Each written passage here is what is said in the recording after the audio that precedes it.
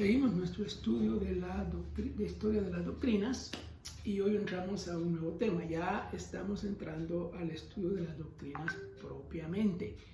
Hemos visto hasta ahora un par de temas generales, introductorios, el tema pues, de la naturaleza y función de la teología histórica y el tema del dogma y herejía. Hoy entramos ya al tema de las escrituras, la doctrina de las escrituras. Y antes de ver el desarrollo propio de la doctrina a través de la historia, tenemos que ver un tema relacionado que tiene que ver con las escrituras y la tradición.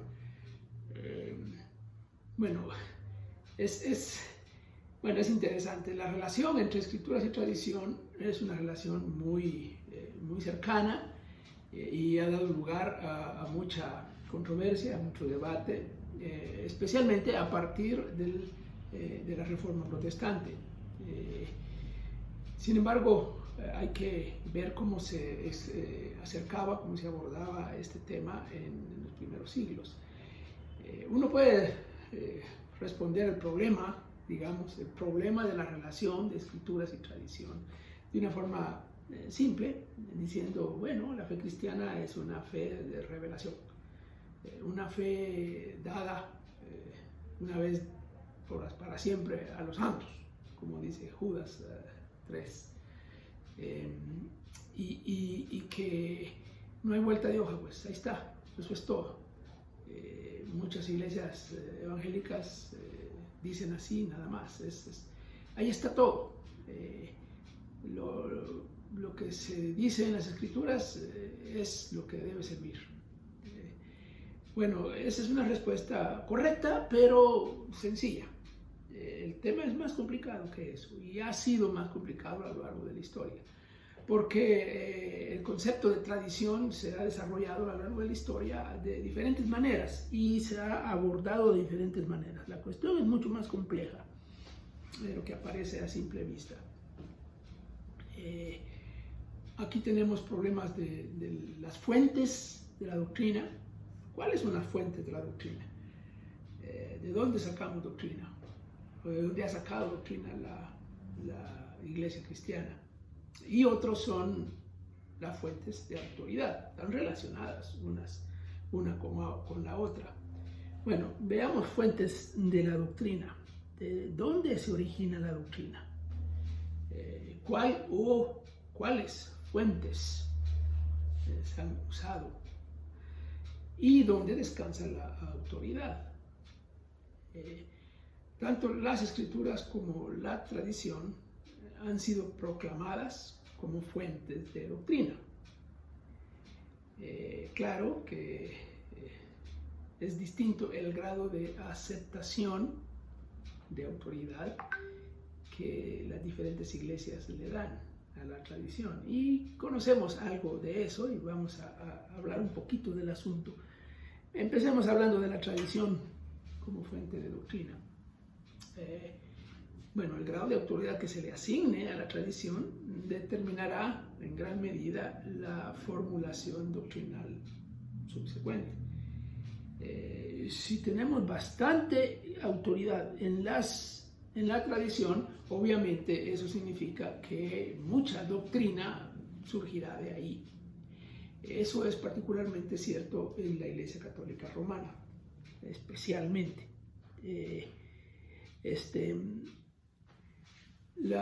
Para los primeros cristianos, hay un autor que dice que para los primeros cristianos eso no era un problema más grande, porque para los primeros escritores cristianos el asunto de la autoridad no representó un gran problema, porque entendían que la autoridad descansaba en las escrituras y en los apóstoles mismos.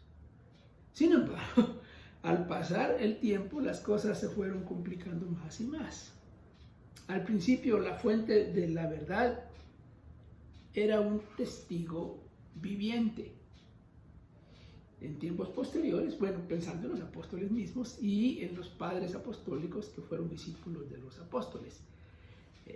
En tiempos posteriores, el problema surgió debido al lapso de tiempo existente entre la persona de Cristo, los apóstoles y las fuentes de autenticidad de los tiempos posteriores. Es aquí donde se da pues, el más grande debate, las más grandes divergencias entre los diferentes grupos cristianos, porque la Iglesia entiende y explica este asunto de diferentes maneras. Entendemos la Iglesia Católica Romana llena ese lapso entre Cristo y, digamos, los creyentes de hoy con la tradición. La autoridad de la Iglesia misma, con lo que la Iglesia llama el magisterio. El magisterio es como el depositario de la tradición y fuente de doctrina, por lo tanto. Entonces, para la Iglesia Católica, en el magisterio descansa la tradición, es el administrador de la tradición. Y de ahí surge la doctrina. Claro, el magisterio descansa en el Papa mismo, en la autoridad del Papa, y la Iglesia misma está ahí. De ahí surge la idea famosa de la sucesión apostólica. Jesús delegó a sus apóstoles la autoridad y estos a su vez la delegaron a otros y así sucesivamente hasta ahora. Se habla de la sucesión apostólica en los obispos, realmente en todos los obispos, pero sobre todo en el obispo de Roma, que es la autoridad principal. La Iglesia Católica considera como tradición, con sentido de autoridad, varias cosas. Los escritos de los padres de la Iglesia, las declaraciones oficiales de los concilios ecuménicos, y en el caso de la Iglesia Católica, de los demás concilios de la Iglesia Católica.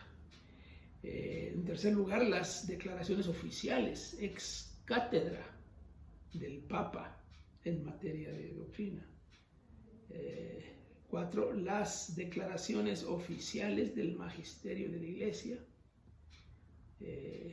5. Las prácticas y costumbres ancestrales de la Iglesia que han sido elevadas a la categoría de dogma por ese magisterio.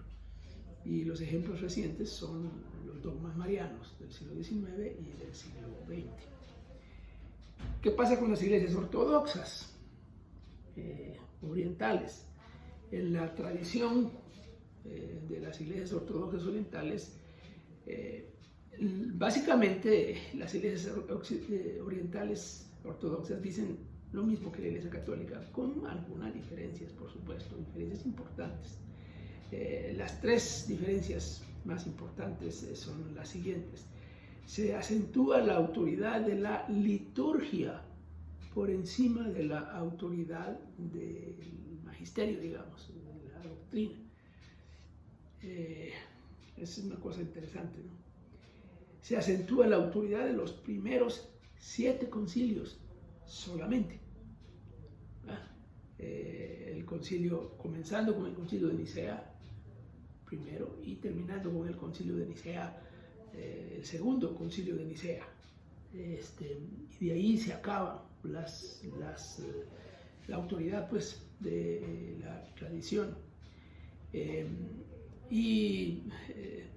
Tercero, le dan más importancia a los padres de la Iglesia por encima del papado y del magisterio.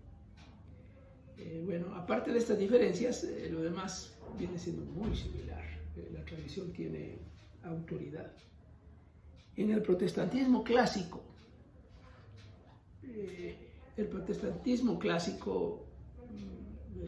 no cuestiona la autoridad que Cristo confirió a los apóstoles. Es decir, los apóstoles son autoridad, pero los apóstoles son únicos y singulares.